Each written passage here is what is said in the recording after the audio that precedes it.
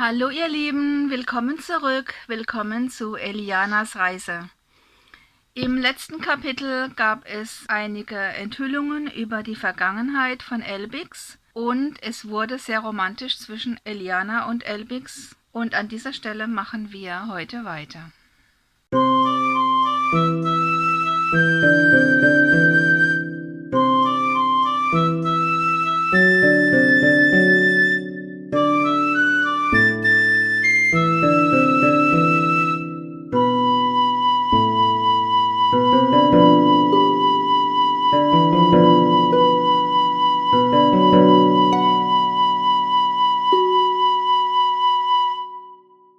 Zweiundzwanzigstes Kapitel.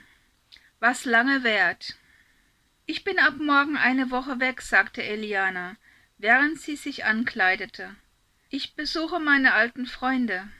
Eliana war heute noch einmal bei Chuck gewesen, um die Abwesenheit nochmals zu bestätigen, und alle hatten mit vereinten Kräften den Weihnachtsschmuck eingesammelt und im Keller verstaut. Der Zusammenhalt unter den Kolleginnen und Kollegen war gut, auch wenn das nicht immer offensichtlich war. Ich würde so gern mit dir gemeinsam dorthin gehen, aber sie kennen dich nicht und werden dir nicht vertrauen. Ich verstehe das, sagte Elbix. Geh nur allein. Ihr habt euch bestimmt viel zu erzählen, und dafür sollst du auch genug Zeit haben. Eine Woche ist nicht sehr lang.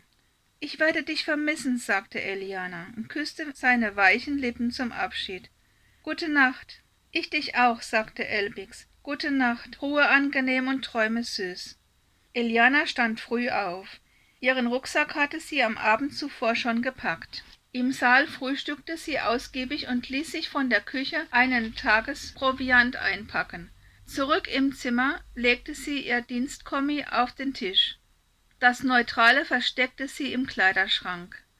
Es würde so aussehen, als hätte sie es vergessen.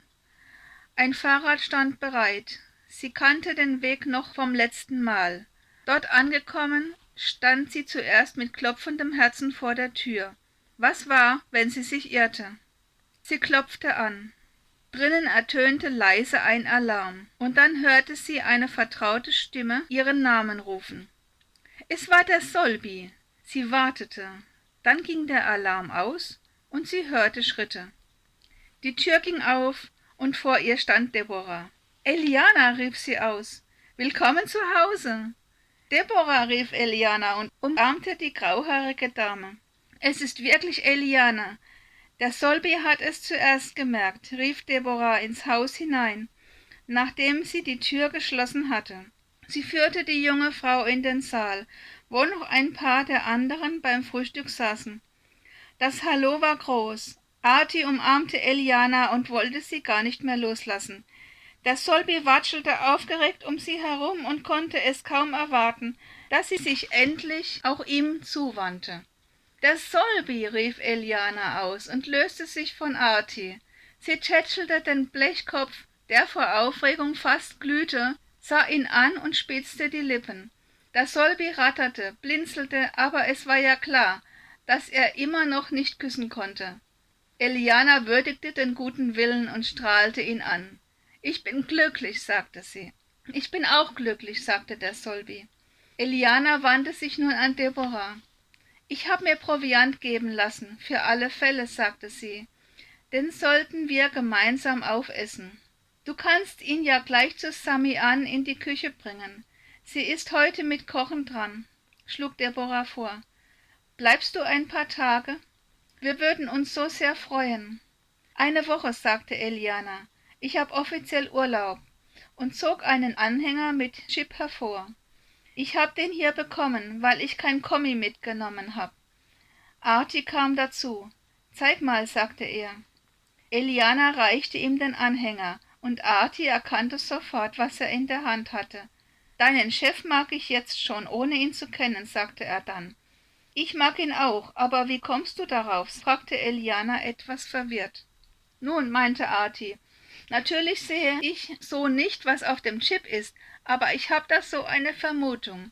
Lass mich den mal eben auslesen.« »Lass doch mich das machen«, schaltete sich der Solbi in die Unterhaltung ein. »Ich kann auch lesen.« »Natürlich«, willigte Arti ein. Das ist ja auch das Einfachste. Er hielt dem Solby den Anhänger hin. Der ratterte kurz und sagte dann: Städtische Kliniken, Gesundheitskontrolle, Stadtgebiet Süd, Januar 2353. Beauftragt Eliana, ID CL3-23380517W. Der Solby reichte Eliana den Anhänger. »Frau Doktor, darf ich Ihnen Ihr Zimmer zeigen?« fragte Artie, und Deborah schmunzelte. »Gleich«, sagte Eliana. »Ich will nur vorher kurz in die Küche gehen. Habt ihr eigentlich meine Nachricht bekommen? Das Foto vom Haus war jedenfalls sehr hilfreich. Ich hätte euch sonst nicht gefunden.« »Ja, haben wir«, antwortete Artie. »Und der Solby hat wohl irgendwelche Schwingungen wahrgenommen. Er ist hier herumgelaufen, hat dir gerufen und hat dich gesucht.« »Oh, der Süße!« Eliana war ganz gerührt. »Wie geht es Broderick? Und wie geht es Natalie und dem Baby?« »Broderick kommt morgen. Da kannst du ihn selbst fragen«, schlug Artie vor. »Natalie, David und der kleine Matti sind jetzt bei Freunden. Natalie hat uns gleich nach der Geburt verlassen und David folgte ihr nach den Feiertagen. Wie jedes Jahr haben uns die Zivilschützer belagert bis zum Abwinken. 3- bis 4-mal am Tag hatten wir Alarm. Und jedes Mal haben sie eine große Tüte Weihnachtsgebäck mitgenommen«, rief ihnen Sami an aus der Küche zu. Neugierig kam sie herbei, um zu schauen, wer da gekommen war. »Eliana, was für eine Freude, dich zu sehen«, rief sie aus. »Entschuldige, ich bin am Kochen und von oben bis unten klebrig. Fühl dich umarmt.« »Du dich auch«, erwiderte Eliana, fröhlich lachend. »Schau mal, ob du dieses Proviantpaket verwerten kannst. Ich habe noch gar nicht reingeschaut.« »Zeig mal her«, sagte Sami an und öffnete den Beutel.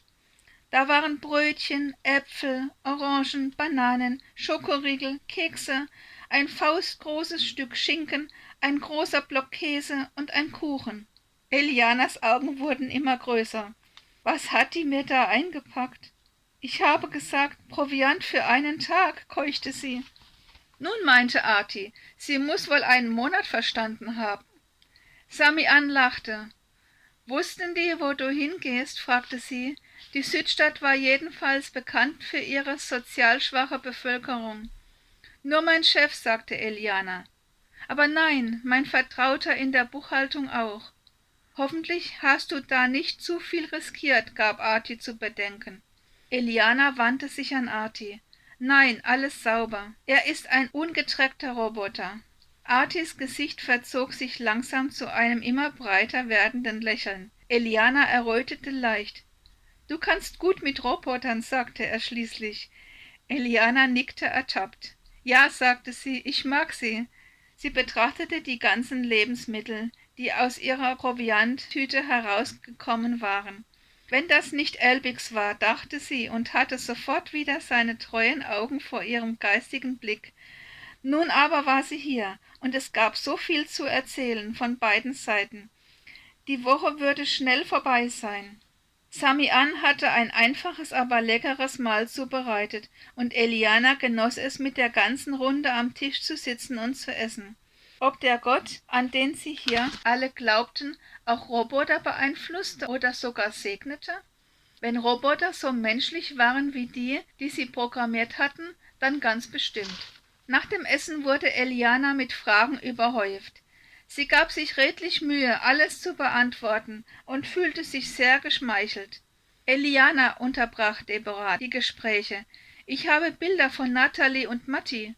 Möchtest du sie sehen?« »Ja klar«, rief Eliana aus. »Entschuldigt mich, wir setzen das später fort. Ich bin die ganze Woche da«, verkündigte sie den anderen und setzte sich zu Deborah aufs Sofa. Diese zeigte ihr auf ihrem Kommi die Bilder von Matti, mit und ohne Mama, mit Papa, lachend, schmollend, Grimassen schneidend, und mit Teddy, Sindras Teddy. Eliana war entzückt, auch wenn der Anblick des Teddys eine Erinnerung in ihr wachrief, die sie traurig machte. Danach kamen Bilder vom Weihnachtsfest, vom Adventskranz, von der Krippe, vom Weihnachtsgebäck und von Bratäpfeln. Der Solby hat letzten Herbst die 3 Apfelbäume ganz allein abgeerntet. Du wirst ihn doch weiterhin bei uns lassen, fragte Deborah. Er gehört mir ja nicht, antwortete Eliana. Er gehört eigentlich, soweit ich weiß, Klonland 3.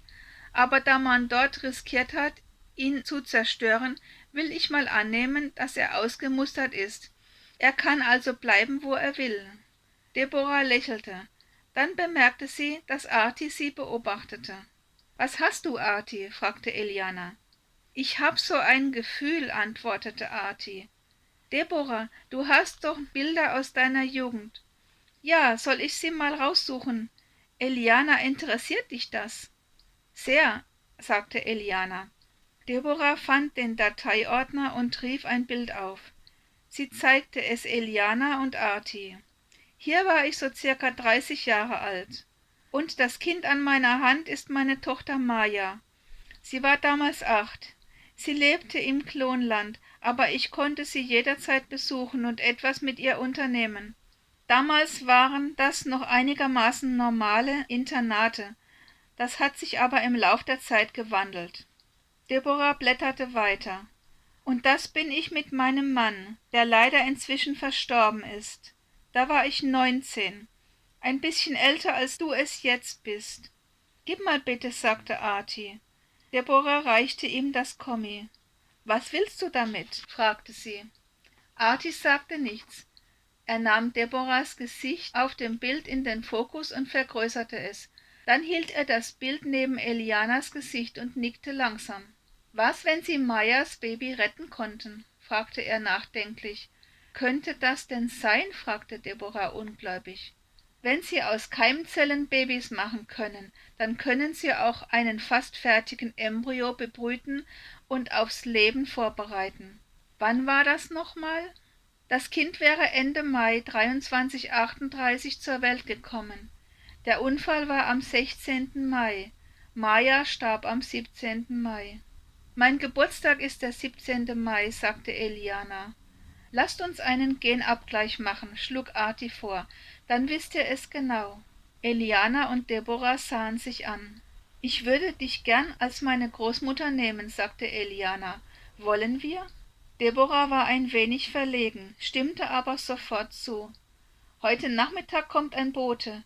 Der kann die Proben mitnehmen, und dann wissen wir es noch, bevor Eliana zurück ins Klinikum geht.« Den Nachmittag verbrachte Eliana mit Arti. Erst unterrichtete er sie in Sachen Roboter und erklärte ihr einige Besonderheiten, und dann holte er seine Gitarre und sie sangen nachträglich die Weihnachtslieder, die Eliana im vorletzten Jahr gelernt hatte. Irgendwie musste der Solbi die Musik gehört haben, und er kam dazu, denn für Eliana sang er gerne. Schließlich machte es sie glücklich. Damit sind wir am Ende des heutigen Kapitels angekommen. Vielen Dank fürs Zuhören.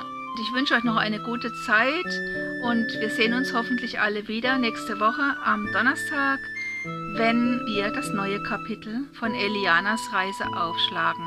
Bis dahin, lasst es euch gut gehen, bleibt gesund, ciao.